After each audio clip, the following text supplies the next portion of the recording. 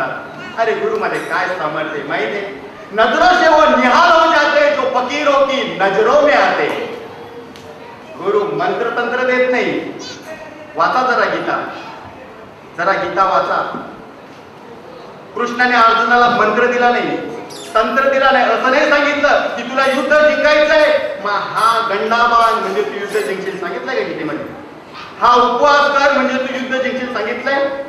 हा जप कर म्हणजे तू युद्ध जिंकशील सांगितलंय? जीवनामध्ये यशस्वी व्हायचं असेल तर काय करायला लागतं? अरे बुवा बाबांच्या मागे लागून आपल्या आयुष्याची होळी करायची, दुसरं काहीच नाही। बुवा बाबांच्या मागे लागून आपल्या आयुष्याची होळी करायची, दुसरं आम्हाला काही माहित नाही। नीट वाचा गीता। कुठलाही गंडा दोरा बांधायला सांगितला नाही। हस्तिनापुरावर राज्य करायचं होतं, सम्राट व्हायचं होतं, विचारलं मला राजा व्हायचंय काय करायला लागेल?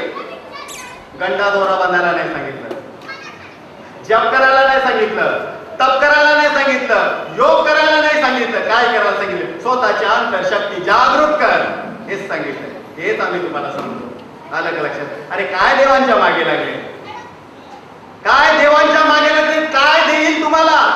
आलं का लक्षात? खुद को कर बुलंद इतना हर तकदीर से पहले, अरे खुदा के खुद पूछे बोल बेटा तेरी रजा क्या है?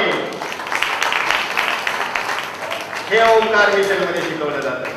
आणि म्हणून मी तुम्हाला आवाहन करतो, ज्याला जीवनामध्ये प्रगती करायची आहे, ज्याला जीवनामध्ये वैभव संपन्न आयुष्य जगायचे, ज्याला प्रकांड पांडित्य पाहिजे, ज्याला अफाट शक्ती आणि अफाट ऐश्वर्य पाहिजे, त्याने ओंकार मिशन मध्ये या।